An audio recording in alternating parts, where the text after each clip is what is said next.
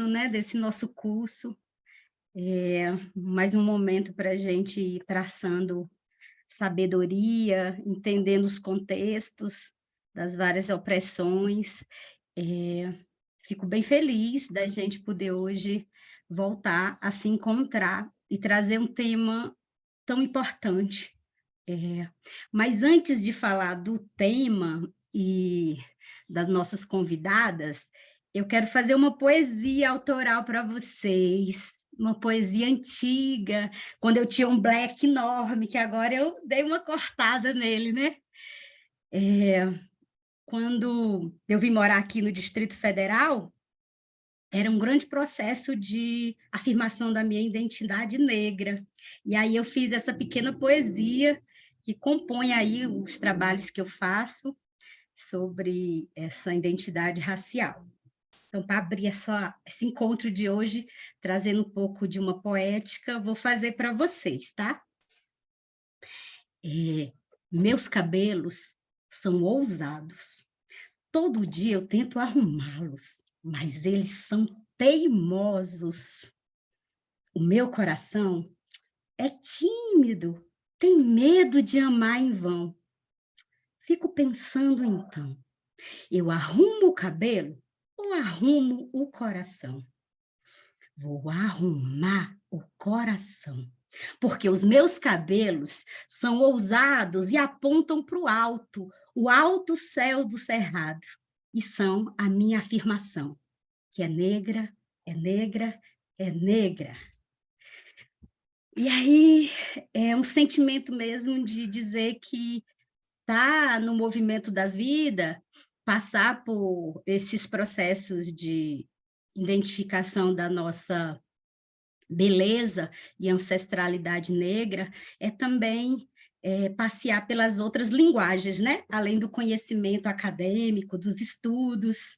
E aí hoje o nosso tema ele é muito especial, ele é um tema que vai historicizar a luta das mulheres negras nos vários movimentos.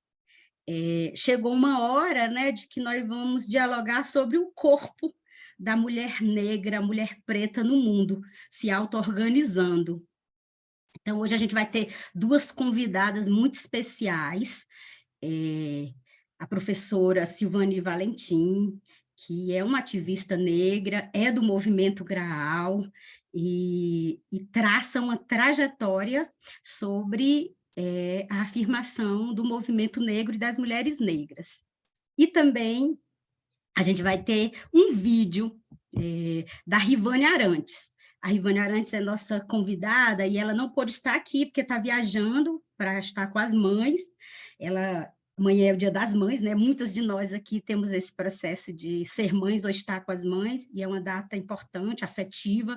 E aí a Rivane não pôde estar, mas ela gravou um vídeo para apresentar a fala dela, os saberes dela, o ativismo dela, e nós vamos começar hoje pelo vídeo da Rivane. E depois a gente vai passar para a exposição da nossa querida Silvani. Nós vamos seguir o mesmo método, né? A gente está aí com a Nívia e o Ivônio para nos auxiliar. Então, a gente vai ter primeiro esse momento mais geral, depois os grupos, né? Vamos pensar em frases que tocam o tema que está sendo dialogado. Então, vamos seguir a mesma dinâmica, tá? Nívia quer dizer algo? Não, só dizer que eu achei linda a poesia. Ah, ela é bem maior, eu escolhi só esse textinho, tá bom? Eu vou apresentar, então, Rivane, falar um pouco da bio dela, né? O release a síntese do que ela faz nesse mundo e por que nós a convidamos, e aí, em seguida, a gente vai para o vídeo. A Rivane Arantes, ela é educadora e pesquisadora do SOS Corpo, que é um Instituto Feminista para a Democracia, que fica sua sede lá em Pernambuco. E ela tem mestrado em Direitos Humanos, é militante ativista do Fórum de Mulheres de Pernambuco e faz parte da AMB, Articulação de Mulheres Brasileira, compõe a Rede de Mulheres Negras de Pernambuco, e ela é uma articuladora feminista do Mercosul e do CLADEM no Brasil. Então é uma ativista que está em vários espaços, tanto, local, em Pernambuco, né, como nacional e também, na América Latina. Então, vamos ouvir agora a nossa querida Rivane Arantes e já agradecer, mesmo que em vídeo, por ela ter aceitado o nosso chamado de contribuir. Olá, é uma alegria poder estar colaborando com esse processo formativo que vai tratar de algo tão importante e tão grave no nosso país como é o racismo. Então, desde já eu agradeço ao CEFEMEA e às outras organizações que estão construindo essa iniciativa tão importante, né? E a minha contribuição hoje, ela vai ser dividida em 4 partes. Eu vou falar sobre as lutas sociais, sobre o racismo, sobre o antirracismo, as lutas antirracistas. E, por fim, eu vou falar um pouco da experiência de antirracismo da Articulação de Mulheres Brasileiras, que é o movimento feminista do qual nós integramos. Com relação às lutas sociais, o que é a primeira coisa que a gente precisa entender? As lutas sociais, elas acontecem quando grupos ou coletivos de pessoas se organizam para atuar juntas, para enfrentar um problema social, para enfrentar uma situação de injustiça, de exploração e de opressão. Essas pessoas, elas atuam coletivamente para poder mudar essa situação que elas entendem como sendo de injustiça, né? Então, elas atuam coletivamente num determinado contexto, ou seja, num determinado território e também num determinado tempo histórico. E esse esforço coletivo, o esforço coletivo de uma luta é justamente para que essa luta demonstre para a sociedade, mas também demonstre para o Estado que aquele determinado problema é um problema. É uma situação de injustiça social, né? E, portanto, é algo que não é natural, que não é porque Deus quer. É algo que foi produzido por relações sociais, que são relações de poder e que são relações desiguais. Portanto, são relações que constroem e que produzem situações de injustiça para diferentes tipos de grupos, para diferentes pessoas. Do nosso ponto de vista, essas relações sociais são relações de racismo, são relações sociais que dizem respeito ao patriarcado e ao capitalismo. Então, são relações sociais de gênero, sexo e raça, né? Portanto, não é algo natural, é algo que é produzido por relações sociais, que são relações de poder e que são relações desiguais entre grupos sociais, ou seja, entre brancos e negros, entre homens e mulheres, entre aquelas pessoas que trabalham e as outras pessoas que, na verdade, vivem a partir da exploração e da opressão das pessoas que trabalham, né? Do nosso ponto de vista, nós estamos falando, na verdade, do racismo, do patriarcado e do capitalismo. Então, é esse esforço coletivo de auto-organização que cria o que a gente chama de movimentos sociais. Então, essa é uma primeira questão. E aí, para que a gente possa falar de lutas antirracistas, a gente precisa primeiro falar de racismo.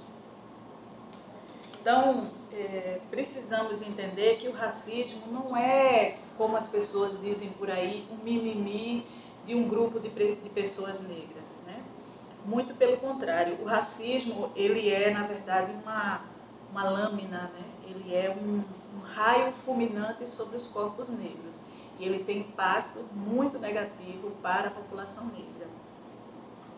Para nós, pessoas negras, antes de tudo, o racismo, antes mesmo dele ser uma experiência, quer dizer, dele ser uma vivência elaborada, ele é uma vivência pessoal, né? Ele é uma vivência que é concreta e que é, podemos dizer, avassaladora. E ele não acontece do nada, ele não é assim um fato aleatório sobre nossas vidas, né? Sobre as peles negras, né? Ele nasce, na verdade, de um acontecimento histórico que nós chamamos de colonialismo. E esse acontecimento, ele se deu há muitos anos atrás. No caso brasileiro, ele se deu há mais de 500 anos, quando, na verdade, a Europa, a pretexto de conseguir explorar e se apropriar e oprimir, né? Mas de toda forma, com o desejo da Europa de ocupar os territórios da Weimar, os territórios que chamaram de América. Então, a pretexto desse desejo, a Europa, ela criou raças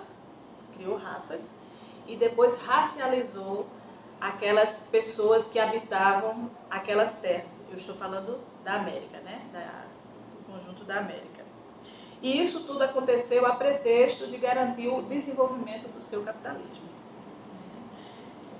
Então, a gente precisa entender que a raça, ela não existe raça do ponto de vista biológico, obviamente. A raça, ela é uma invenção, e é uma invenção da Europa, e é uma invenção que ocorreu para classificar as pessoas, para classificar pessoas brancas, pessoas negras e pessoas indígenas.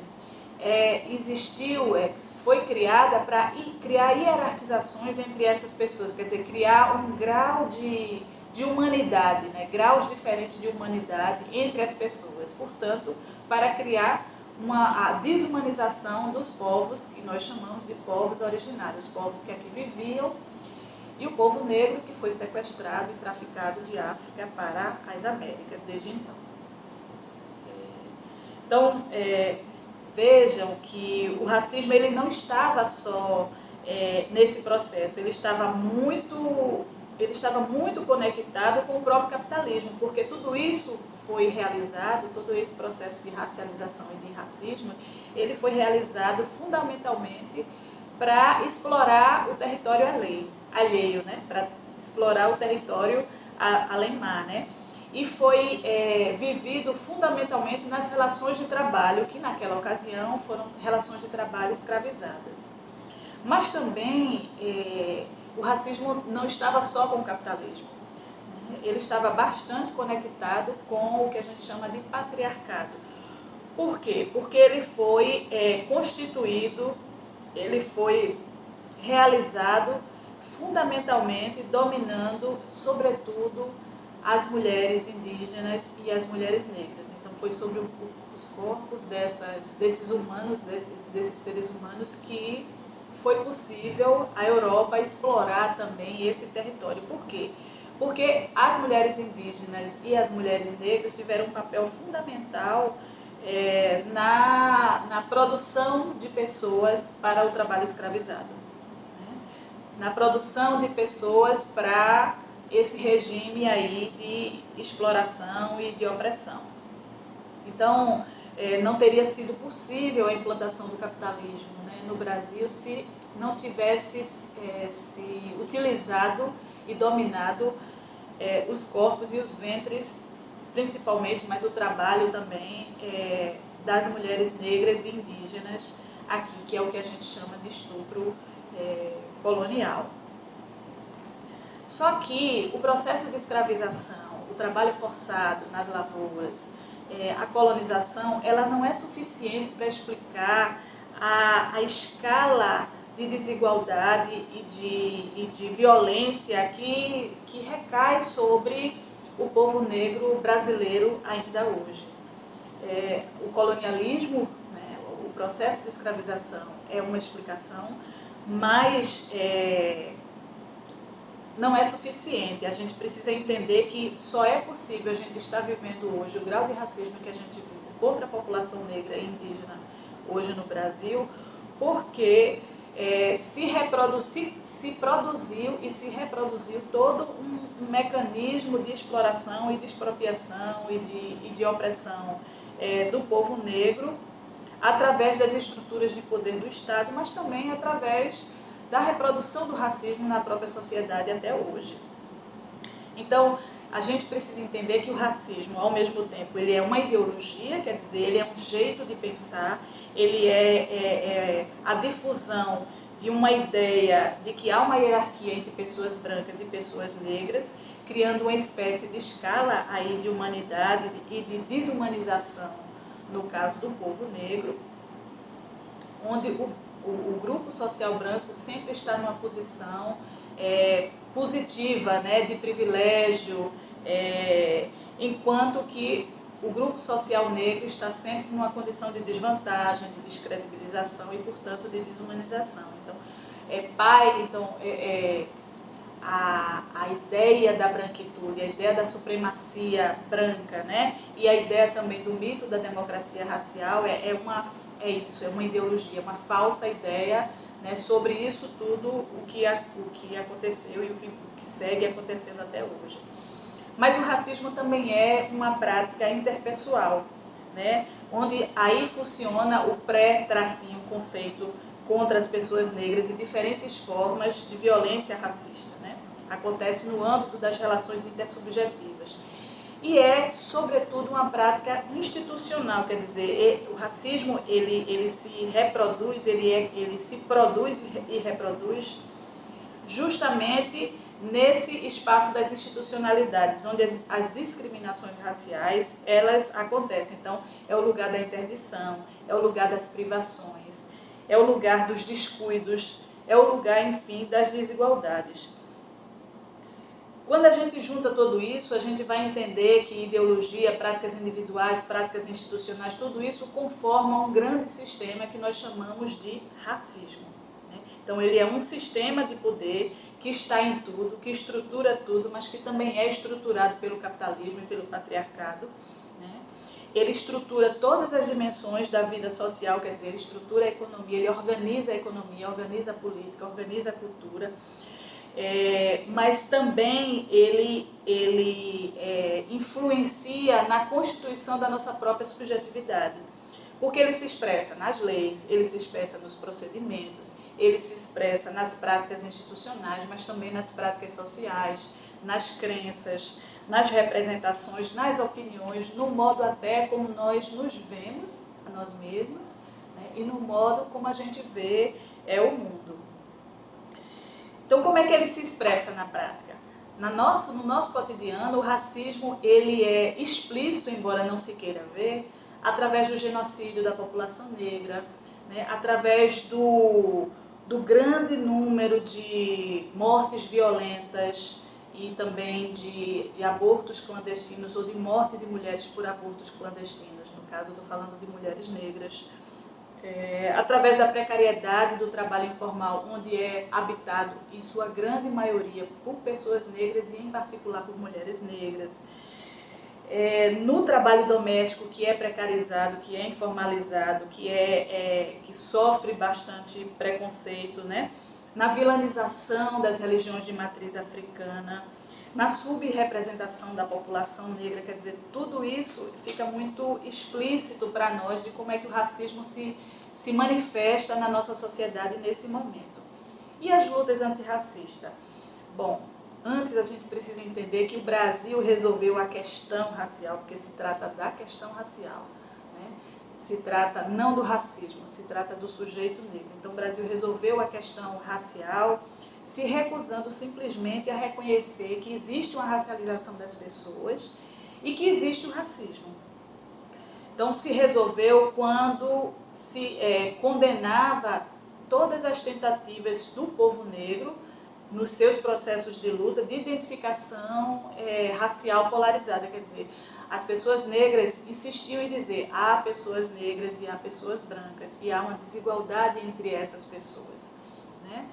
Então se resolveu celebrando a ambiguidade e a mestiçagem através do mito da democracia racial, em que o Gilberto Freire é um dos seus grandes expoentes, né? E foi o seu grande articulador.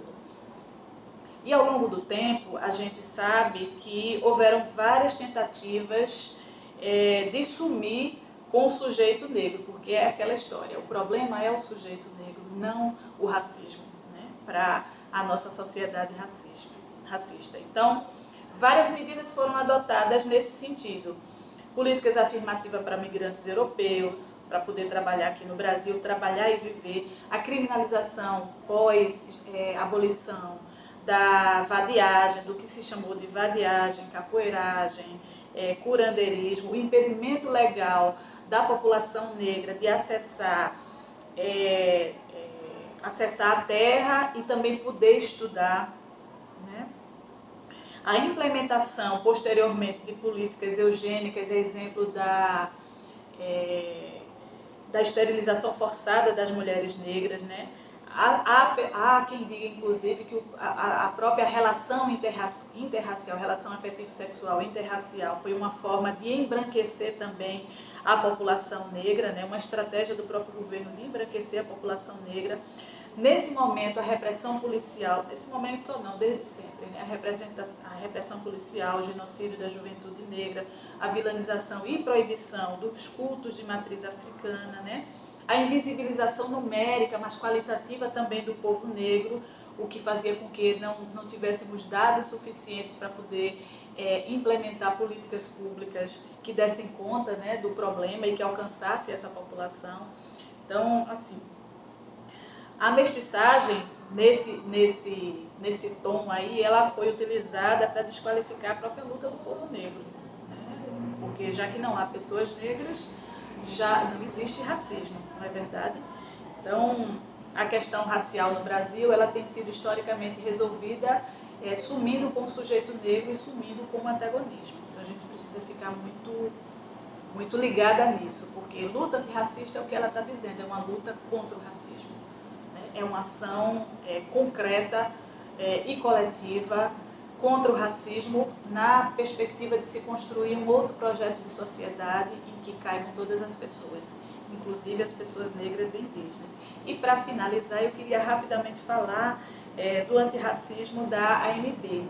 E para isso eu preciso dizer que a Articulação de Mulheres Brasileiras, o que eu estou chamando de AMB, é um movimento feminista misto do ponto de vista racial, e ele é constituído, na sua grande maioria, por mulheres da classe trabalhadora. Então é um movimento muito plural, no sentido de que ele articula diferentes experiências do feminino, né? Do ponto de vista da idade, do ponto de vista de raça, do ponto de vista territorial, do ponto de vista das experiências afetivo-sexual, das religiões, né? E ele mobiliza mulheres que estão organizadas de diferentes formas, né? Em grupos comunitários, em coletivos, mulheres de partido, mulheres de sindicato, mulheres que trabalham em ONGs, mulheres que trabalham no trabalho precário, enfim, é uma pluralidade de mulheres que mobilizam e que se articulam e constroem a articulação de mulheres negras. E esse movimento ele se define como um movimento antissistêmico, que significa um movimento que luta contra os sistemas que exploram e que oprimem as mulheres, que do nosso ponto de vista é o racismo, é o patriarcado e o capitalismo. Portanto, o AMB é um movimento feminista, antirracista, antipatriarcal e anticapitalista, né? Isso significa que em todas as leituras de realidade que a AMB faz, isso significa que em toda a construção das explicações sobre as situações, os problemas que as mulheres vivenciam, né? E todas as proposições também, elas têm que tomar como referência a ideia de que o racismo existe e que ele estrutura o conjunto da sociedade, que ele estrutura as relações sociais e que ele constrói desigualdades, inclusive entre nós mulheres. É um movimento também que deve... É um movimento que toma o racismo como um elemento que deve ser observado também internamente, do ponto de vista da dinâmica organizativa, quer dizer, da definição dos espaços de direção, na alimentação e no acesso aos processos de formação interna, né, da AMB, na construção da própria estética do movimento, né, e dos seus métodos de incidência e de construção de alianças. Então, o problema do racismo, né, ou a dimensão de raça, ela é uma dimensão estruturante também da própria ação política da articulação de mulheres brasileiras. Pelo menos esse tem sido o esforço, né? Então, é preocupação permanente da AMB como viver o racismo sendo um movimento social feminista misto, né? Cuidando em não ocupar o espaço, o lugar do sujeito político, que no caso é o movimento de mulheres negras, mas ao mesmo tempo visibilizando a sua contribuição nessa luta, né? E aí atuando a partir desse lugar como sujeito também, quer dizer, como é que a gente é um movimento que é misto do ponto de vista racial, mas que não foge da luta, né? Que assume de fato, que se corresponsabiliza na luta contra o racismo, né? E duas outras coisas mais. Um outro esforço, né, de viver o antirracismo é fortalecer o sujeito negro dentro da própria articulação de mulheres brasileiras, e para isso a gente tem coletivas feministas que tratam do enfrentamento à questão do racismo, formado por mulheres negras, mulheres indígenas e mulheres brancas, mas também fortalecer o sujeito negro enquanto sujeito da luta, né? O movimento de mulheres negras, fundamentalmente o movimento de mulheres indígenas, né? Então, nos importa a luta para aumentar a representação política das mulheres negras, né? Nos importa a luta contra o genocídio da população negra, né? Nos importa a luta também pelo direito de ser mãe, né? De parir, né? Nos importa a luta contra o aborto, que atinge substancialmente as mulheres negras. Nos importa a luta contra a informalidade, que é onde está informalidade e precariedade, que é onde está a maioria das mulheres negras, né? As lutas socioambientais, as lutas contra o racismo ambiental, né? Então, todas essas lutas que têm fundamentalmente a população negra e as mulheres negras como sujeito mais explorado e oprimido, importa a articulação de mulheres negras, né? E a gente faz isso tentando, na medida do que conseguimos, na medida do possível, do que aprendemos, descolonizar nossas práticas e, ao mesmo tempo, descolonizar os nossos corpos, né? Então, é essa a nossa tentativa nesse contexto. Muito obrigada. Então, fala ótima, né, de Rivane. Tive a oportunidade de conviver com Rivane em alguns encontros, e muito importante quando ela galgou esse lugar de, além de ativista, de também ser mestra, né, desses temas e poder dialogar com a gente. Ela não pôde estar aqui, mas eu agradeço tanto a SOS Corpo como a MB na fala, na presença de Rivane. E aí eu vou apresentar um pouco a nossa professora Silvani Valentim, que vai agora apresentar as colocações dela. E também conheço Silvani pessoalmente, né? E aí uma das pessoas muito importante do Graal. E aí eu vou falar um pouquinho. Eu não vou colocar muita coisa, não, porque o currículo dela é enorme, tá bom, gente? E é muito importante ter mulheres pretas com esse currículo maravilhoso. Então, Silvani Valentim é professora do Departamento de Educação Cefet Minas Gerais, doutora em Educação, é gestora da Coordenadoria de Gênero, Raça, Ações Afirmativas e Identidade do Cefet Minas Gerais. É líder do Núcleo de Pesquisa e Estudo Afro-Brasileiros, o NEAB, do CNPq. Coordena projetos de pesquisa sobre a democratização e popularização do conhecimento científico com ênfase em gênero e raça, da Afrociência CNPq, de Minas Gerais. Ela integra o Comitê Científicos do GT21 da AMPED, é diretora das Relações Internacionais da Associação Brasileira de Pesquisadores Negros, participa do World Education Association e coordena a Rede de Mulheres, Gênero e Diversidade do GRAAL, né? Então, isso é uma síntese de um pouco da formação de Silvani, que também acaba demarcando o ativismo dela no movimento negro. Então, com a fala, Silvani, e a gente agradece já a sua presença para contribuir com o nosso processo formativo e esse entrelaçamento de entendimento do que diz o racismo para nós no Brasil e no mundo. Bem-vinda, querida, bem-vinda. Obrigada, Cleudes, Pessoa.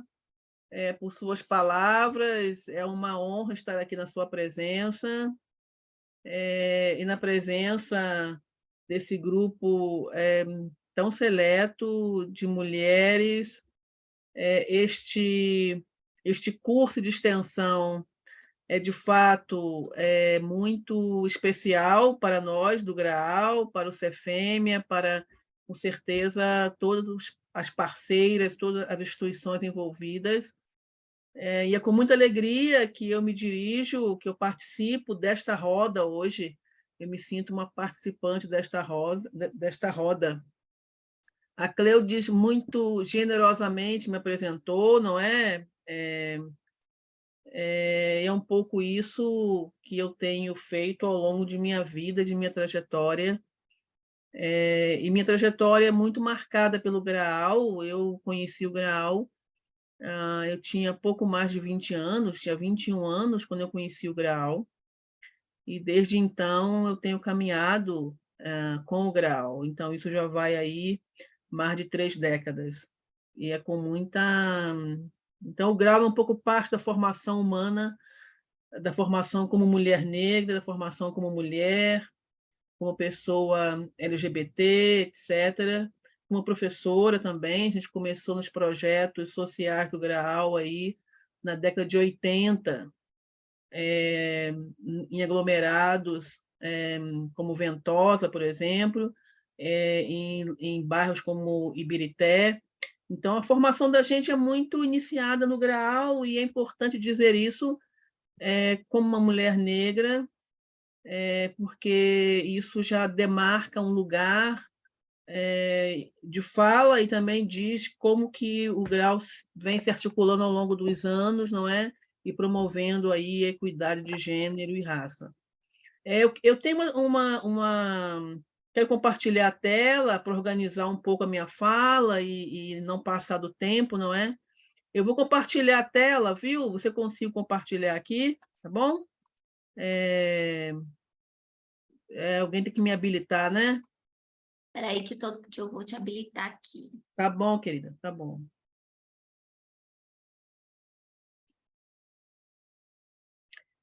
Então, no saudar a Cleude, no saudar as pessoas que aqui estão, eu saúdo as mulheres negras, né, que estão aí conosco no trabalho, na Rede de Mulheres Negras, na Rede Mulheres, Gênero e Diversidades, no Centro da Mulher do GRAAL.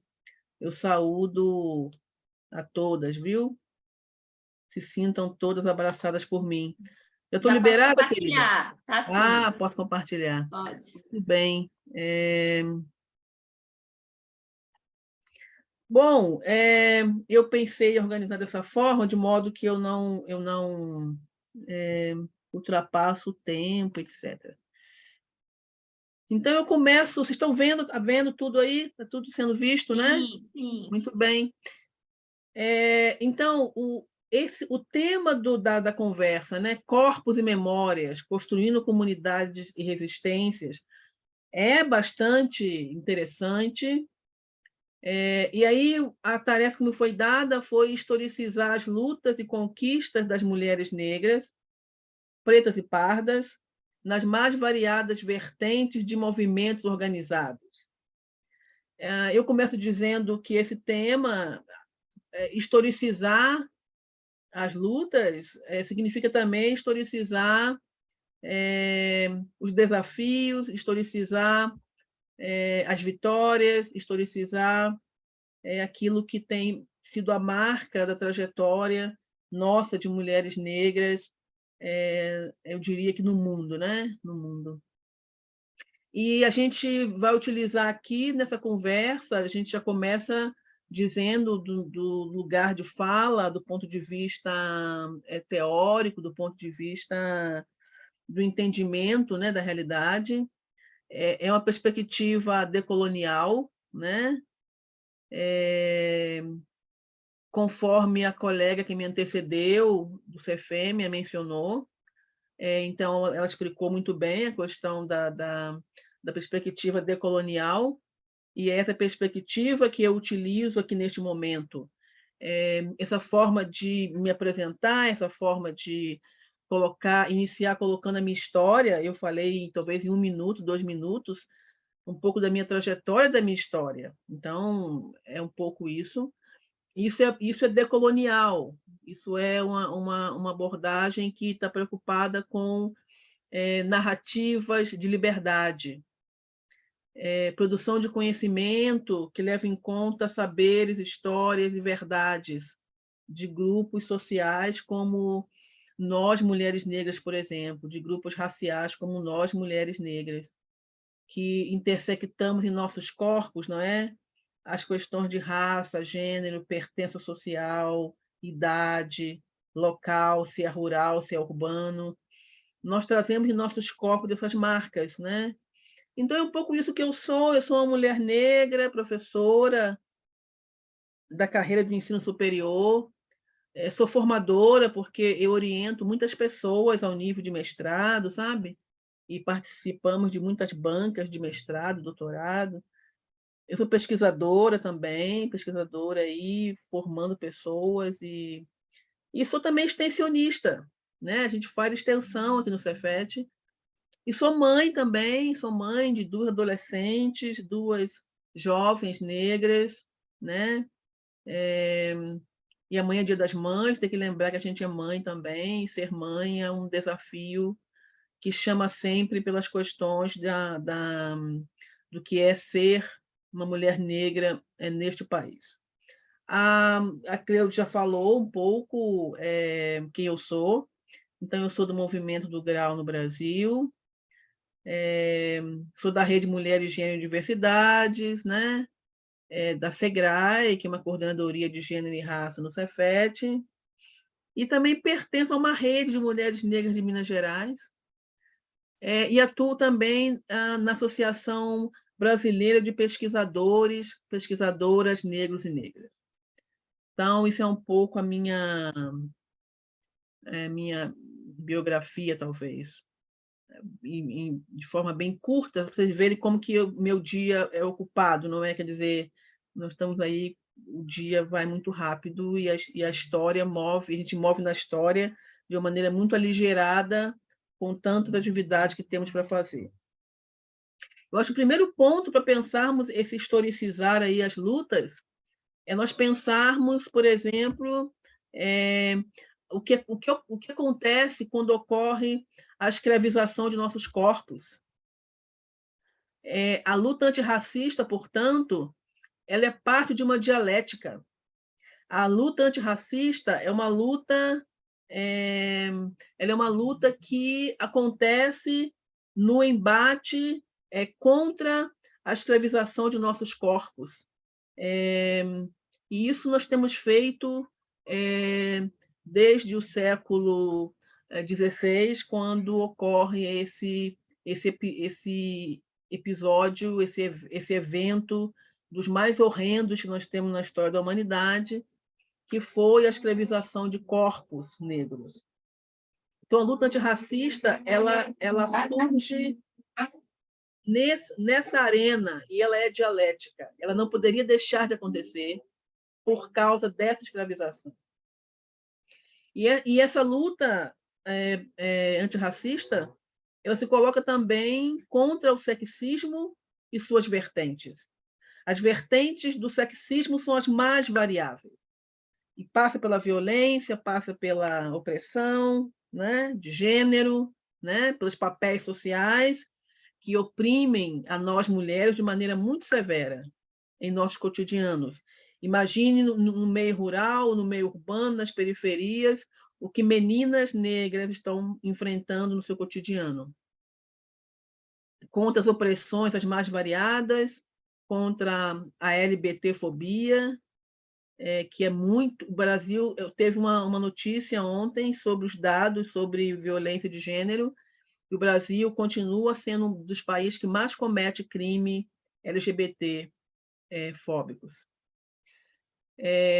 Mulheres negras na política, nós precisamos avançar muito, já avançamos bastante, mas nós temos aí começado a mover nesse sentido, né? falar de corpos e memórias e falar dos movimentos de movimentos negros, de mulheres negras, pretas e pardas, é lembrar dessa interface aí público-privado. Que interface é essa? Essa questão de que nós, mulheres, estávamos no espaço público, estávamos no espaço como vendedoras ambulantes, como quituteiras, como escravas de ganho. Estávamos trabalhando no meio, no público, e, de repente, começa uma discussão sobre o privado, sobre que nós tínhamos que conquistar o espaço público. Mas nós estávamos no público, nós já estávamos no público. E isso criou uma cisma e uma contradição muito grande no movimento de mulheres, onde nós, mulheres negras, também estamos, porque pertencemos ao movimento de mulheres e construímos o movimento de mulheres negras para especificar e dar detalhes de nossas trajetórias.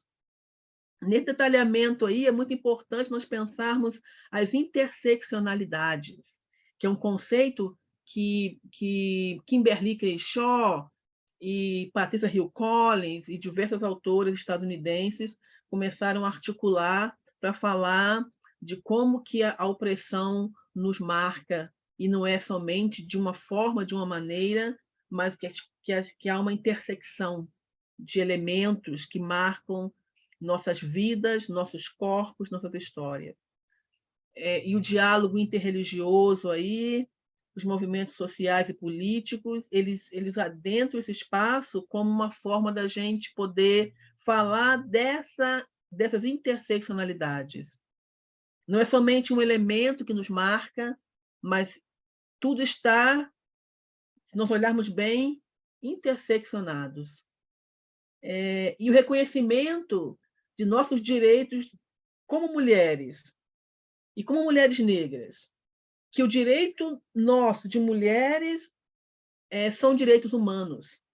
Quando, em 48, você tem a Declaração dos Direitos Humanos, esqueceram as mulheres, ficou geral, generalizado. E depois, quando reconheceu-se o direito das mulheres, as mulheres indígenas, as mulheres negras, as mulheres periféricas também ficaram de fora desse direito das mulheres. Que nós tínhamos experienciado a escravização de nossos corpos e essa contradição aí no espaço público-privado, e isso foi totalmente relegado a outras questões como se fossem insignificantes. E é por isso que nós temos desenvolvido abordagens, metodologias, estratégias que são próprias de nossas mulheres periféricas, são próprias da gente, mulheres indígenas, mulheres negras, mulheres quilombolas. Há uma especificidade nas abordagens, porque nós mais do que ninguém, reconhecemos que existem questões que tocam a esse segmento, que tocam nossas vidas de uma maneira muito particular, por causa das opressões e do racismo institucional e estrutural, estruturante. Por causa da opressão de gênero, que também é estruturante. Por causa da LGBTfobia, que também é estruturante.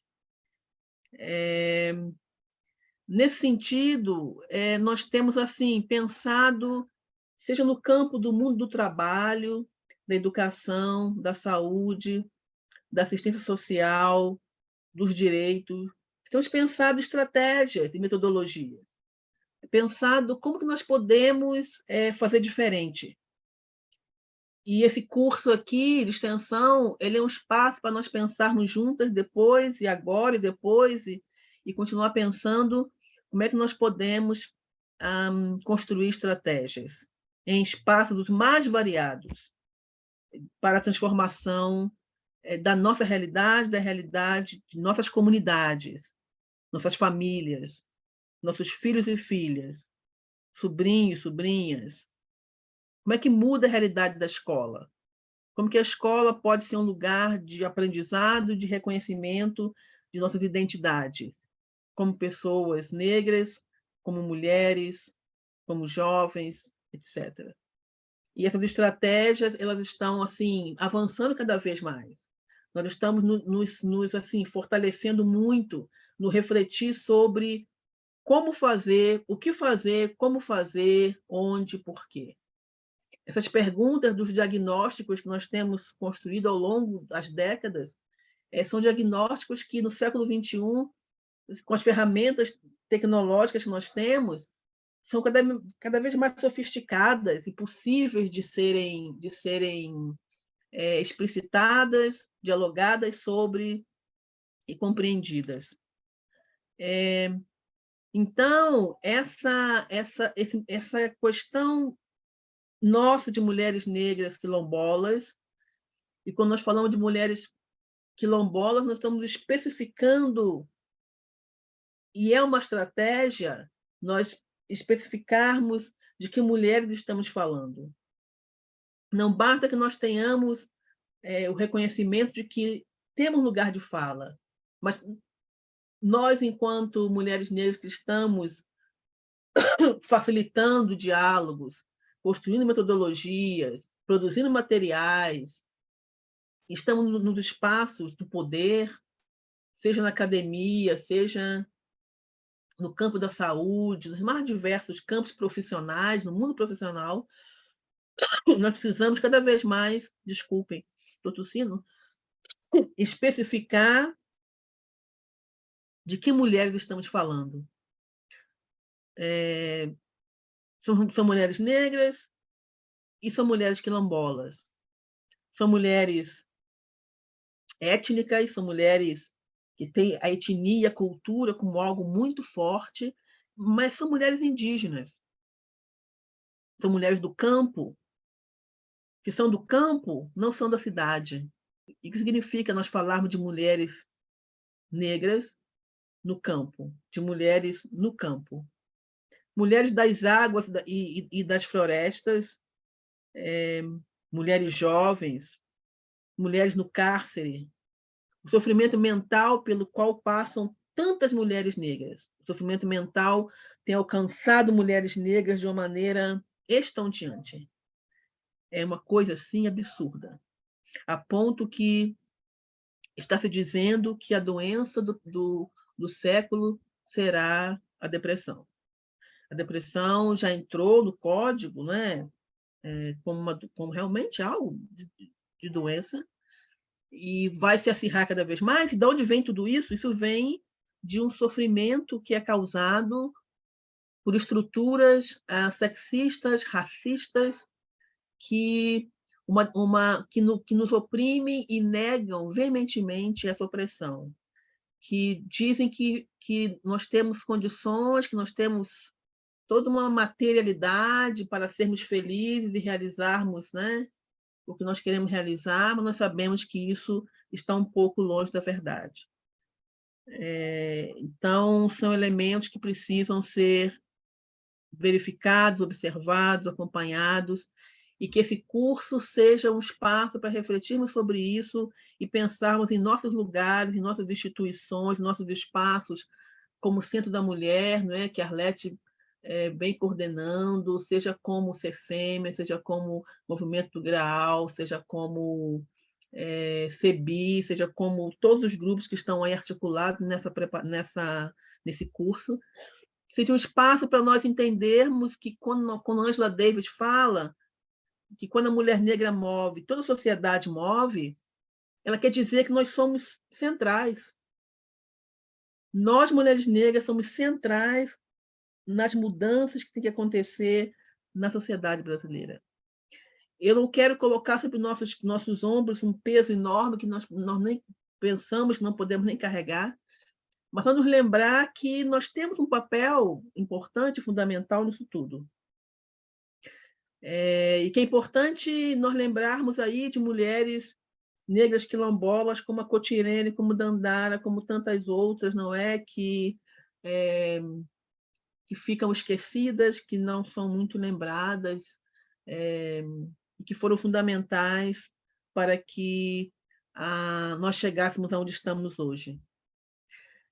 Você tem Esperança Garcia, por exemplo, que é uma mulher negra africana, escravizada no século XVIII, que em 1770 já escreve do próprio punho uma carta endereçada ao governador do Piauí, e somente em 2017 ela vai receber o título de primeira advogada do Piauí da Ordem dos Advogados do Brasil. Então, nós temos aí uma mulher como Esperança Garcia, que no século XVIII, final do século XVIII, já estava advogando por nossa causa, a causa das mulheres negras, mulheres periféricas. Você tem Maria Firmina dos Reis, uma escritora que escreveu Úrsula, um dos primeiros romances que você tem na literatura, uma mulher negra. Você tem Antonieta de Barros, uma política, uma mulher que fez política no sul do país. Você tem Eunice Cunha, Maria de Lourdes Vale Nascimento, Laudelina de Campos, uma engenheira negra. Laudelina foi uma engenheira negra. Opa, que tudo escrito errado. Você tem Carolina Maria de Jesus, não é? Que escreveu Quarto de Despejo, escreveu Diário de Bitita. Ela vendeu mais livros que qualquer autor neste país. Nenhum autor vendeu mais livros nesse país que Carolina Maria de Jesus. E ela teve o seu livro, Diário de Bitita, publicado primeiro em francês, depois publicado em português. Ela é respeitada e conhecida do Japão à França. E nossas crianças, muitas vezes, não têm acesso ao material, não conhecem, não são apresentados, introduzidos a Carolina Maria de Jesus na escola.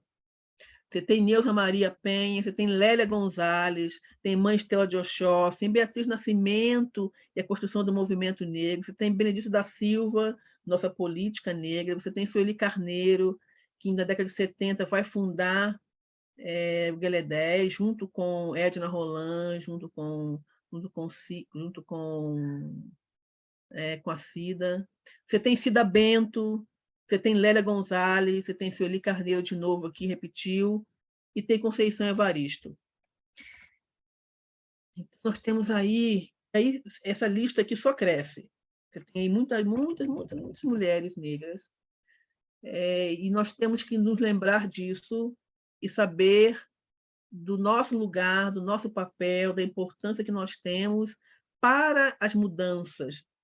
E essas mudanças estão acontecendo, vão continuar acontecendo. Nós temos aí parlamentares ao nível estadual, ao nível federal.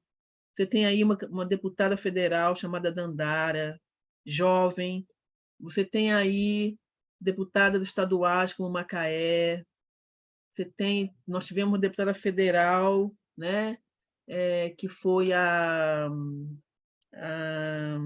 do PSOL, né, que foi das mais votadas em Belo Horizonte, aí com vereador, e depois foi a federal. Então, você tem aí várias mulheres negras ocupando lugares importantes, e nós temos que nos lembrar que nosso lugar, o lugar de cada uma de nós é importante, e que esse curso sirva para a gente se fortalecer, para a gente refletir sobre tudo isso, e eu nos convido a olharmos as construções de conhecimento, o reconhecimento de trajetórias e as metodologias e estratégias que nós temos construído para fazer as transformações necessárias nesse país, tendo em vista a relevância e a importância da luta antirracista, antissexista, anti-LGBTfóbica. Eu vou terminar por aqui, não vou me alongar mais, e vou aguardar aí o diálogo, as perguntas, que eu acho que tem muitas pessoas nesta sala, incluindo aí nossa querida Arlete, coordenadora do Centro da Mulher, e inúmeras outras mulheres do Grau, mulheres desses outros grupos que aqui estão, nossas convidadas também. Eu queria muito dialogar com todas vocês. Muito obrigada, viu? Muito obrigada. É o que eu tinha para dizer por esse momento. Muito obrigada. Gratidão, Silvani. Nós sabemos da importância desse resgate que você fez. Esse material vai ficar disponível, né, para as alunas. A gente está organizando a plataforma e os vídeos, as apresentações, tudo vai para a plataforma. A gente está alinhando como é que cada aluna vai adentrar na plataforma. E, assim, esse curso tem sido de êxito para nós, né? Hoje nós estamos aqui com 80 mulheres participando do encontro. Nós já temos no grupo de Zap 700 mulheres que entraram. Então, é uma alegria quando a gente se uniu, né? O GRAA, o Centro da Mulher, Universidade Livre Feminista, CEBI, e conseguiu essa parceria com a Universidade Católica de Brasília para ter essa certificação. Então, é uma experiência exitosa e coordenada, né, por mulheres negras, essa iniciativa, pela importância que a gente vive no Brasil e no mundo de superar o racismo. Então, agradecer em nome da coordenação do curso, agradecer em nome das alunas que estão aqui, e a gente tem a seguinte metodologia, depois você volta para fazer alguma fala final, mas a gente vai dividir em grupo, né? A gente segue uma metodologia onde a gente faz alguns grupos e aí nós podemos conversar profundamente como que a fala de vocês, a sua fala e a fala da Rivane, toca nosso corpo, toca nossa memória, toca o nosso fazer cotidiano a partir das informações que vocês trazem. Então, nós vamos para os grupos, e aí também lembrar, né, para todas nós participantes, que no grupo a gente dialoga e ter uma escolha entre nós, uma que possa estar relatando e ser a porta-voz, porque na volta a gente vai pedir uma frase que seja sistematizada do que vocês dialogaram no grupo. Então, em cada grupo, vamos seguir o mesmo método, a mesma dinâmica, escolhe uma para ser a porta-voz quando voltar, e sistematiza uma frase que representa o que vocês dialogaram, a partir de tudo que foi reafirmado aqui, o resgate histórico. E aí, Nívia vai nos ajudar aí a dividir os grupos. Nós vamos ter quantos minutos, Nívia? Meia hora ou 20 minutos para estar no grupos? Meia hora. Pronto, então Sim. vamos lá para dar tempo todas falarem. E esse é o. E aí,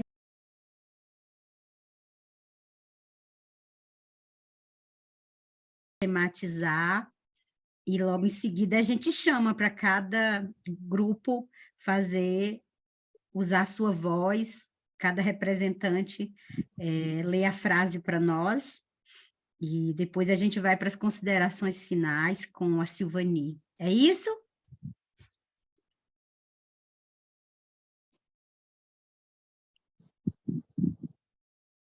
Não precisa ser na ordem não, tá, amadas? São 7 grupos, 7 frases. A gente pode começar colocando aí no chat.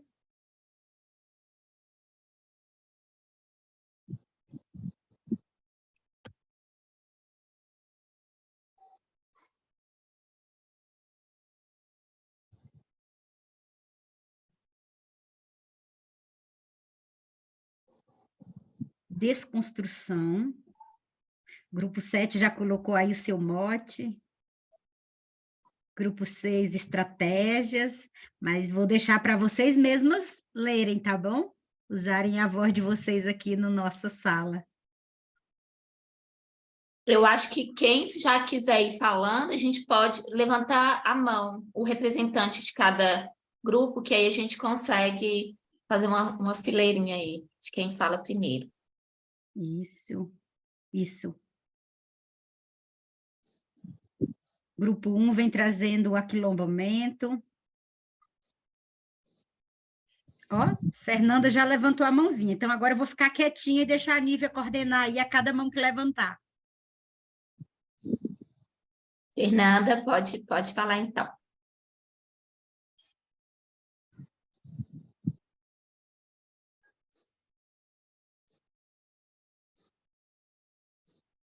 Oi? Agora Não foi. tá indo. Oi, vocês me escutam? Boa tarde a todas. Então, a nossa conversa, ela rodou em cima de várias questões, mas as centrais, né? Foi a educação, né? Teve um relato de uma professora, se não me engano, Elma, que ela escutou lá frases bem pesadas, né?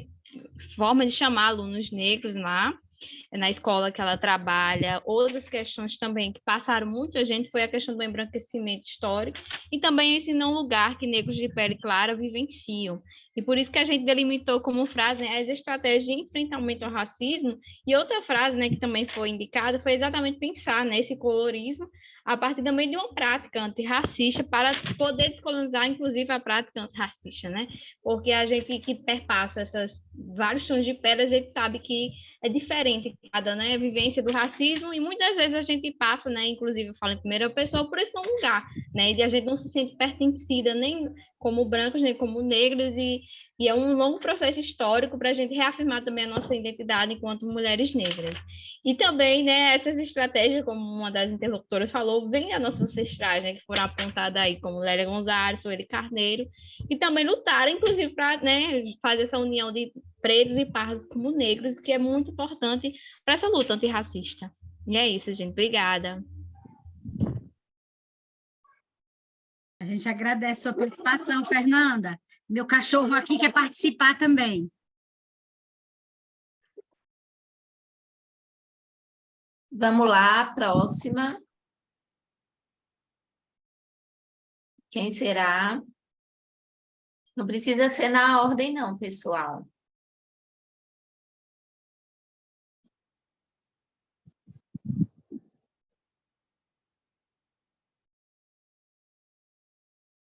Kátia, ó, já te chamaram aqui para falar pelo grupo 7. Maria Inês, pode falar.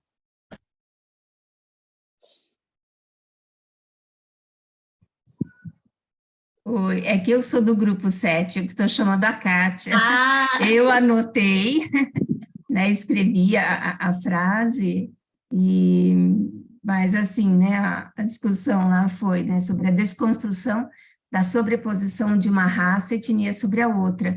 E, né, as várias discussões, né, sobre, né, até que né, acabou de passar aí, né, sobre essa história que sempre foi a história, né, mundial, na verdade, sempre se deixou branca, né, e nunca se mostrou, seja, né, no Brasil, enfim, né, no Brasil muito forte. Então, de se reconhecer, né, enquanto preta, então, eu falei que eu estou numa posição que eu estou aprendendo ainda muito, e aí, na hora que eu falo, né, Kátia, você não quer falar? Porque aí ela, no lugar de fala da Kátia e da Rúbia, que se colocaram no grupo, e a Maria teve mais uma também que falou que é muito forte do que eu estou mais ainda aprendendo, então eu gostaria que elas que falassem.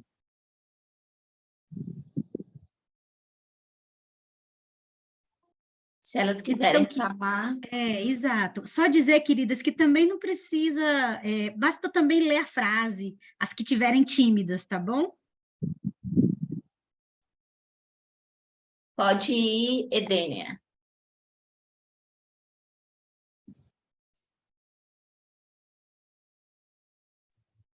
Pronto. Oi, companheiras, boa tarde. Também estava com um pouquinho de vergonha, né? Mas o nosso grupo, né, falou muito da questão do aquilombamento, né, da força, as relações, né, do patriarcado mesmo, que ainda vem muito potente. O processo do adoecimento também, né, quando a gente fala nossa ancestralidade. E o que Fernanda falou me tocou muito, que é o que eu sempre falo, né? Que eu sou, sim, eu me considero, sim, como mulher negra, de pele clara, né? Mas que não me reconhecia, sempre fui criada dizendo que era parda, né? Então, assim, porque era, na verdade, para poder ser inserida na sociedade. Né? E aí esticar o cabelo, né? Que meu cabelo é bem gastado, tá igual o seu, mas hoje para sair, para voltar, né? É muito difícil.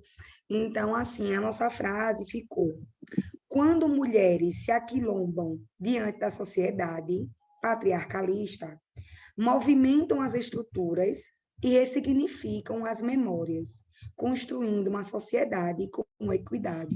Então, assim, só gratidão às palavras de todas as companheiras aqui, para nos fortalecer mesmo e nos reconhecer diariamente, sabe? Muito obrigada. Obrigada, Edene. Aí a gente tem a Michele, que se inscreveu pelo grupo 4, e a Alane pelo grupo 2.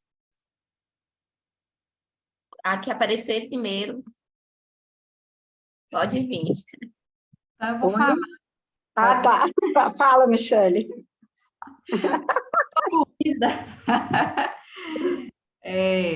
Bom, gente, lá no grupo 4, a gente falou muito das lutas, né? Da importância dessas lutas de mulheres em vários aspectos para o fortalecimento da democracia, né? E para a defesa da democracia. Vai muito próximo ao que o grupo da Edênia falou também, acredito. A gente pensou nessa lógica. E a nossa frase foi: mulheres, força de resistência, historicidade, feminismo e a luta antirracista, como pilares edificantes da própria democracia, né? Também falamos da importância, aí quando a gente fala de historicidade, quando a gente fala de feminismo, de lutas de resistência, da luta antirracista, a gente fala do papel fundamental da educação nesse processo de formação de cidadãos, de criar uma consciência social individual e coletiva. A gente também falou um pouco assim dos diferentes olhares da luta feminista, principalmente quando a gente fala da raça, né? O olhar do feminismo a partir da perspectiva da raça, e hoje um dia especial, um dia que a gente faz uma referência da importância da luta antirracista, que é um processo que ainda não foi debatido da maneira como se deve no Brasil, que foi o maior país escravagista do mundo, né? Que foi o último, inclusive, a abrir mão desse sistema de expropriação e de apropriação de força de trabalho. Minas Gerais é o estado atualmente com o maior número de casos de deflagração de trabalho análogo à escravidão. Então, são temas muito importantes, né, que requerem, né, um olhar sistemático, nada romantizado, de muita responsabilidade, e como que as mulheres, nós mulheres todas, temos um papel essencial. E fazer o enfrentamento desse tema é defender a democracia, né? Que é a democracia, no papel, nos coloca como iguais, mas a prática a gente sabe como ela é ainda uma luta. Eu acho que mais ou menos foi esse o nosso debate lá. Obrigada, Michele. Elane. Boa tarde a todas, meninas. Eu sou Elane, sou daqui do Amapá. Eu tenho a impressão que eu sou a única do norte daqui no nosso grupo. Então, o nosso grupo foi o grupo 2, e a gente não tirou frase, a gente ficou na metodologia das aulas passadas, a gente tirou palavras, tá? E cada uma foi colocando uma palavra, e aí surgiu a interseccionalidade, né, das opressões, de raça, classe e gênero, a raça como centralidade dessas desigualdades. Falou-se sobre as narrativas de liberdade, né? A importância dessas diversas narrativas dos sujeitos, das mulheres que foram silenciadas nesse processo. A educação escolar antirracista, a necessidade dessa educação escolar antirracista na luta, né, racista. E o protagonismo das mulheres negras em todas nas suas comunidades, nessas diversas comunidades, né? Essa diversidade de mulheres também, mulheres quilombolas, mulheres rurais, mulheres ribeirinhas, como é o nosso caso aqui, mulheres periféricas, mulheres na academia, mulheres nos terreiros. Então, essa diversidade de mulheres que elas se apresentam como protagonista dessa luta por igualdade, pelos direitos nas suas comunidades, nos seus locais, né, de atuação, de vivência. Então, a gente destacou essas frases da Maiara, Ivanira, Ana Márcia, Juliana e Marisa. Foi isso. Boa tarde. Obrigada, Elane. Luana? Boa tarde. Nós estávamos no grupo 5, um grupo assim, muito bom, né? E o que ficou bem assim, no nosso grupo foi a questão assim, do adoecimento, né, que tem entre nós, que está acontecendo, psíquico, e o que, né, e como agir diante dessa realidade. No decorrer da conversa, foi colocando as nossas partilhas, está aqui a Edizita, a Arlete, que também estava lá na roda conosco, a Shirley, a Renata, e foi a frase que eu coloquei, né, esperançar. Esperançar, essa esperança que nos move, essa esperança com o poder que nós temos, com o poder que temos de nos ressignificar diante de tantas situações que cada uma passa, né? A partilha de uma colocava que ela trabalha no consultório e que, por muitas vezes, quem chega lá quer ser escutada. Muitas vezes não vai em busca de um plano alimentar, que é da função dela como nutricionista, mas o escutar, o partilhar a vida. E aí, quando colocávamos a questão do esperançar através das rodas, essas rodas de conversas que são poderosas, que nos, como poderia dizer, nos alimenta ainda mais, né? Nossa roda de conversa de mulheres negras e juntas combatendo esse adoecimento que nos persegue, que nos oprime e que, por muitas vezes, também nos coloca para baixo. E não é isso que nós queremos. E aquilo que a Edesita falava até para nós no grupo, rever aquilo que a Sil colocava das nossas ancestrais, de tudo o que fizeram acontecer e que nós também podemos continuar fazendo. Em síntese, um pouco do nosso grupo foi isso. Obrigada. Obrigada, Luana. E os outros grupos? Acho que foi todos?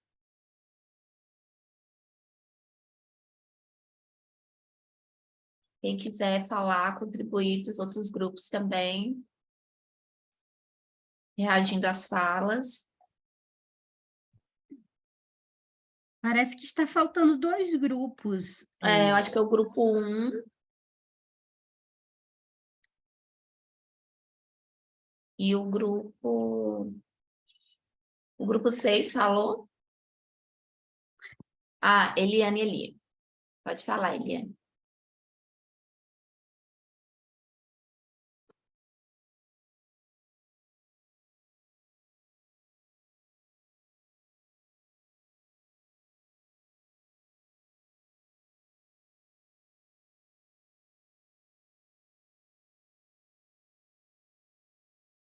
Eliane, a gente não te ouve. Tenta clicar aí nesse microfonezinho.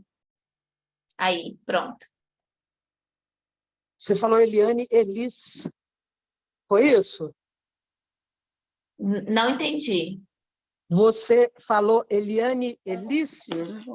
Não, falei só Eliane. Ah, tá. Você pode ter outra, eu não sei se é comigo mesmo que você está falando.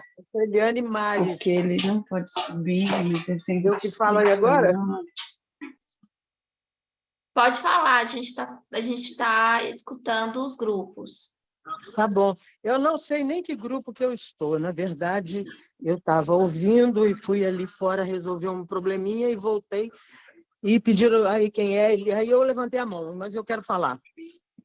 Eu quero falar sobre uma coisa que talvez não esteja nem sendo cogitada, nem conversada nesse grupo, nem nas 2 aulas anteriores, mas que eu tenho como uma dor na minha cabeça, que é o seguinte: quando a gente vive falando muito sobre a questão do racismo das mulheres e contra as mulheres, e as mulheres negras, as mulheres quilombolas, eu fico sempre achando que é o que acontece com o nosso país como um todo.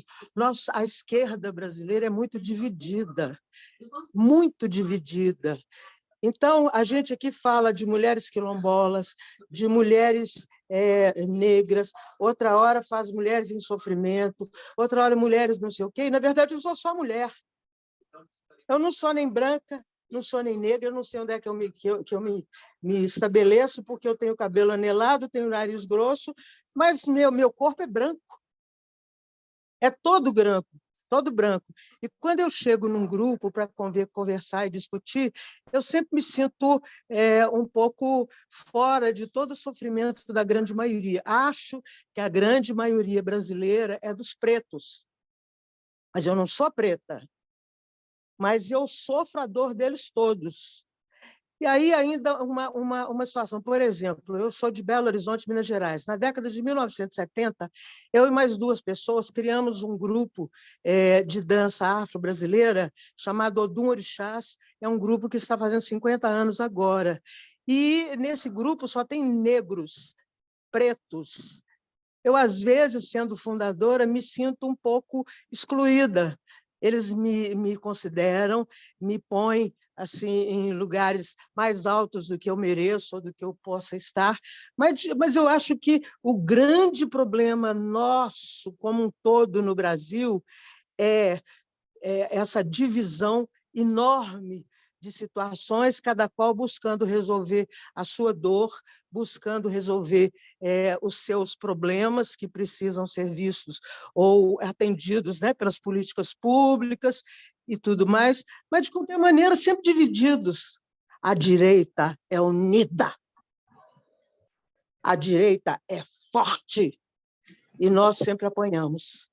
Desde a década, eu tenho 75 anos, desde a década de 1960, um pouco antes de 60, quando eu estudava e comecei a perceber todas essas questões que assolavam o povo pobre brasileiro, eu percebo essa coisa da divisão na esquerda, ou nas pessoas que são mais preocupadas com a grande maioria do povo brasileiro que sofre, que não tem estudo, que não tem salário bom, que é julgado nos canaviais, que é julgado nas beiradas do rio. Belo Horizonte, ou Minas Gerais, é um estado que sofreu um dos piores desastres que foram promovidos pelas grandes empresas de extração, né, de minério, e até hoje, mais de não sei quantos anos, até hoje estão esperando resolver para serem beneficiados com a reposição do que perderam. Estão vivendo à míngua nas beiras. Eu trabalho com 2 aldeias indígenas, e todas elas daquela região, e todas elas sofrem até hoje as consequências daquela invasão, daquela, como é que fala, daquela coisa da barragem que estourou, né? Então, assim, era isso que eu queria falar, era isso que eu queria que as pessoas pensassem um pouco em como unir as mulheres, como fazer que as mulheres todas pensem numa só, sabe? Uma luta só, sabe? Que se escreva numa lista quais são as listas de todas, aqui está precisando disso, aqui está precisando disso, aqui luta por isso, aqui luta... mas todas nós nos uníssemos numa luta só. É isso, tá? Me desculpa, muito obrigada. Tá? Boa tarde para todo mundo. Axé para todo mundo. A gente agradece sua contribuição. Todas as falas são muito importantes para a gente ir construindo esse nosso saber decolonial e essa unidade que tanto é necessária, né, para acabar com essa opressão no Brasil dos vários níveis. Tem mais alguém, Nívia, para falar? Tem a Rosângela, que levantou a mão. Posso falar? Pode sim, Rosângela. Quando a companheira anterior, né, ela falou assim, eu não consigo me ver, né, nesse lugar, né, não consigo identificar. Mas se nós, mulheres negras, nos percebermos, não é? Eu me descobri negra aos meus 13 anos, e quando eu digo me descobri, é porque isso veio com a vivência de uma violência muito grande. Não fui eu que me descobri, foi o racismo que me revelou, né? Então, o racismo, ele nos revela todos os dias. Então, ele tira de nós nossas oportunidades. Ou seja, enquanto mulheres negras, a gente tem todos os dias que passar por obstáculos e desafios que, normalmente, as mulheres brancas ou outras mulheres não passam. Então, quando a gente traz essa questão do racismo, né, essa questão da etnicidade, essa questão da tonalidade da nossa pele, é uma questão da gente estar se reafirmando, se reconstruindo e se reconhecendo, não é? Desde a tez do nosso cabelo, não é? E a colega falando aí do cabelo dela, que o cabelo dela era alisado. E está tudo bem alisar, nós somos diversas, não somos únicas, não existe um padrão que nos define, nós somos livres. Não é? Se a gente quer liso, alisa, se a gente quer solto, a gente solta, se a gente quer preso, a gente prende, se a gente quer cacheado, a gente deixa, porque nós somos livres. Não é? Assim como a tez da nossa pele. Existe, não é, diversas tonalidades de peles, mas os nossos traços, eles estão sempre gritando, estão sempre dizendo onde nós podemos ou não podemos estar, porque isso é o racismo. Isso é o racismo estrutural, está na estrutura, está na base da nossa sociedade. Não é? Então, e hoje, né, 13 de maio, acredito que foi proposital essa data, porque nós tínhamos uma outra data para a nossa aula, né, que eu saio anotando. Né, e aí depois eu fui ver, está 13 de maio, eu disse, que legal. E quando eu vi o tema, eu disse, eita, tem tudo a ver. Né, da gente estar pensando, na verdade, esse processo. Né, essa decolonialidade, como foi dito pela professora Silvani, ele passa pela gente, pelas nossas histórias, pelas nossas vivências, né, por esse processo de reconstrução, de nós assumirmos e admitirmos quem somos. E é isso, não é? Não deixar nos esvaziamentos palavras e conceitos que foram construídos para nós e por nós, mulheres negras, nesse movimento que todas nós somos águas. Então, a gente não pode deixar de desaguar, a gente não pode deixar de fluir. É isso. Muito bom. Obrigada, Rosângela. Vai lá, Cleusa. Então, a gente vai chamar a professora Silvani para fazer uma fala final e a gente encerrar.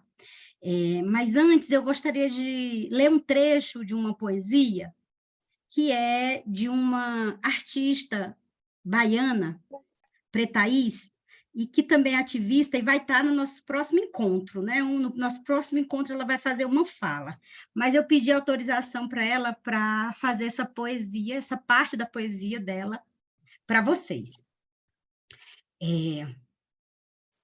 Conta para o povo lá do Breu, fala aí, eu sei que a sina é muita, mas escreve que ela sou eu, e que na guerra nós estamos juntas. Quebrem-se as correntes, soltem as demarcações. Eu sou neta das avós que fugiram das prisões. Eu reconheço a minha origem, eu encaro as opressões. O meu punho para o alto perpassa e passa o meu corpo que diz. Fala para as mulheres lá do Breu que as tonalidades são muitas. Diz que ela sou eu e que nessa luta estamos juntas.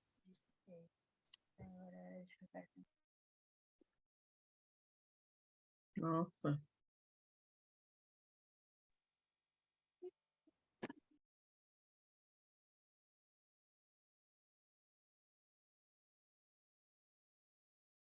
Silvani, está com você, fazer suas considerações finais, encerrar nosso encontro de hoje, amada. E a foto, gente, a foto. A foto, importante. E importante já agradecer a participação de todas. Estou bem emocionada pela importância de tudo que a gente dialoga aqui. E Silvani, além de falar como nossa convidada de hoje, também como mulher que representa a Rede Mulheres, Gênero e Diversidade do Graal. Quanta honra e quanta responsabilidade. E essa responsabilidade já foi compartilhada aqui. E eu fico muito contente porque percebi nos relatos, ao final, e eu fui tomando nota do que veio dos grupos e do que foi dito agora ao final, que as pessoas também assumiram responsabilidades aqui. Nós somos corresponsáveis por essa construção, e eu acho importante reconhecer isso. A importância da luta das mulheres negras, a importância da luta de todas as mulheres. É, sobretudo, importante lembrar a fala inicial, a primeira fala que antecedeu a minha. Me esqueço o nome dela agora. Falava sobre nós termos reconhecer o que o racismo estrutural impingiu sobre nós, o que aconteceu, o evento que aconteceu, que gerou essa construção racial. Então, raça é uma categoria social. Raça é uma construção social. De fato, se nós dessecarmos os seres humanos, somos todos humanos. Somos todos humanos e humanas. Mas foi construído dessa forma, propositalmente, naquele contexto que ela muito bem mencionou. Vamos nos lembrar da primeira palestra, que eu acho que nos ajuda a entender que é nossa responsabilidade em comum lutarmos contra as opressões, seja de raça, gênero, de classe, de idade, seja que discriminação que for, que opressão que for, mas é também nossa responsabilidade compreender que as situações acontecem e que não se está buscando aqui os culpados e as vítimas, mas uma forma de superarmos essas mesmas opressões.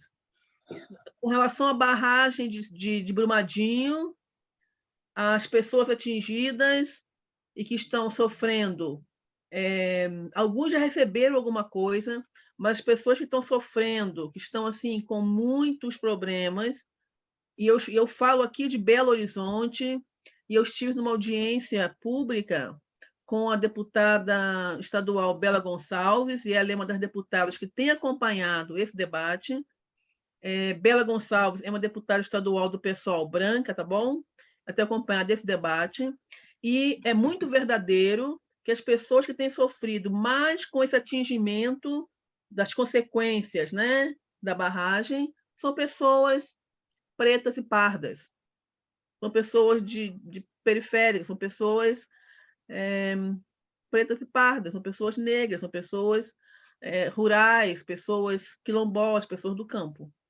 E essa água, essa contaminação, matando os peixes, matando a vida, impedindo o plantio, impedindo que as pessoas não possam nunca voltar para suas casas, tem consequências que passam pela questão racial também, com certeza. E eu penso que é importante também nós compreendermos que, quando nós falamos de pretos e pardos, não é para criar uma divisão ou para hierarquizar, é para construir, é para dizermos pretos e pardos são negros. Houve em algum momento uma mistura racial que torna uma pessoa com características mais ou menos, com características negroides, mais ou menos, com características indígenas, mais ou menos, mas as pessoas elas são, no nosso caso aqui, falando de mulheres negras, somos pretas e pardas mulheres negras. E aí o pardo é para fazer uma inclusão, é para incluir as pessoas.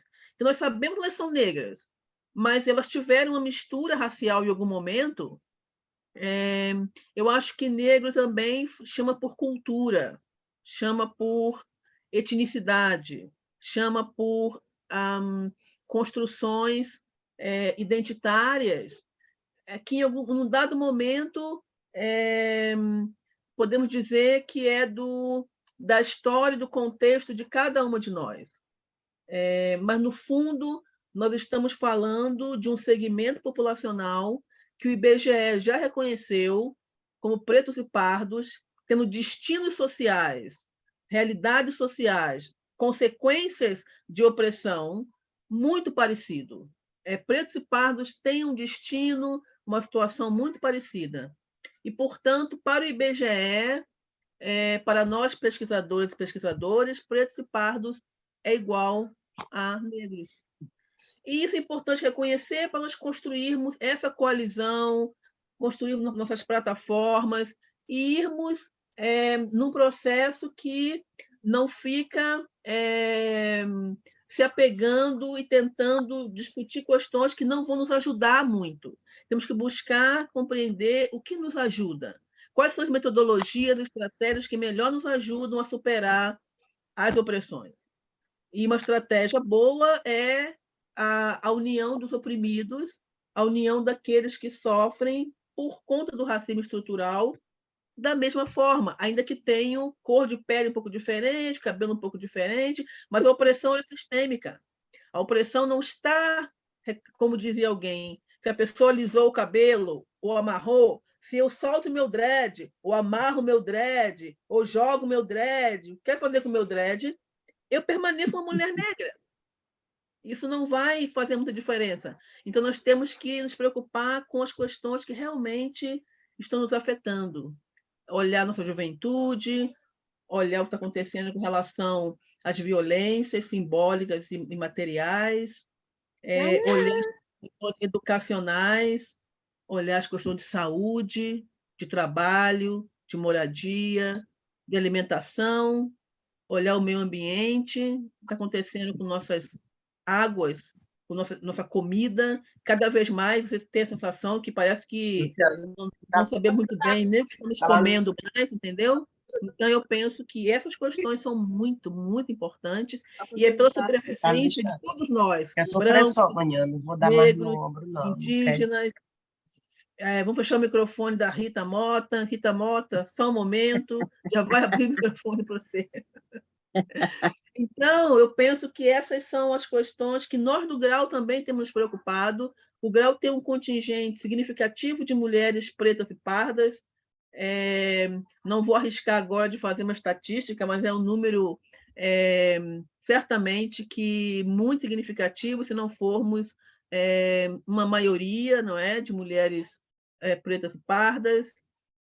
O nosso trabalho no campo social, no campo político, no campo educacional, tem sido com esse entendimento de que nós temos que vencer as opressões e a certeza que nós alimentamos no fundo dos nossos corações e passamos para quem trabalha conosco que a opressão, o racismo, o sexismo, as maldades, as perversidades não terão e não podem ter a última palavra, jamais.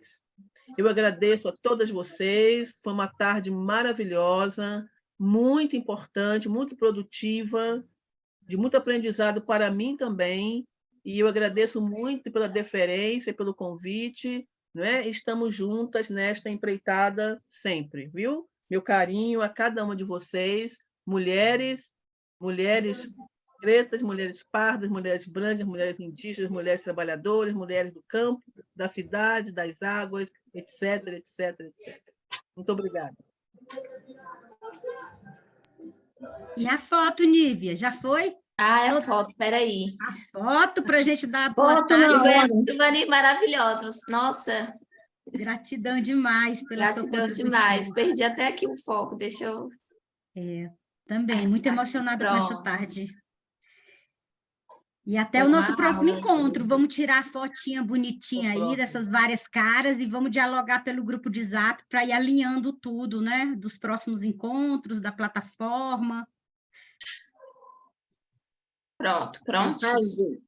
Tirou todo mundo? Pronto?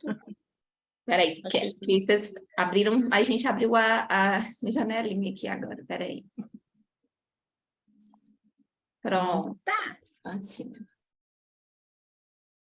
Até a próxima, então, gente. Pode. Arrasou, meninas. Foi fantástico. Gratidão, foi uma tarde boa, de grandes aprendizados. Ivy, um beijo. Eita! Cleide, você ficou linda com esse cabelo assim, viu? Esse novo visu. Muitas faces. Beijo. Beijo a Silvaninho, todas. beijo, meu amor. Obrigada. Beijo a todos. Obrigado. Beijo. Tchau, Tchau. Beijo, meninas. Tchau, tchau. Cleide, me põe no grupo lá do Zap, Cleide. Arrasou. Sim. Ouviu, Cleide? Sim. Me põe no grupo lá do WhatsApp. Sim, inclui Silvani no grupo da WhatsApp do curso. Tchau, felicidade, mãe. Tchau, até a próxima. Obrigada. Parabéns às mamães. Gratidão. Obrigada. Beijo. Beijos.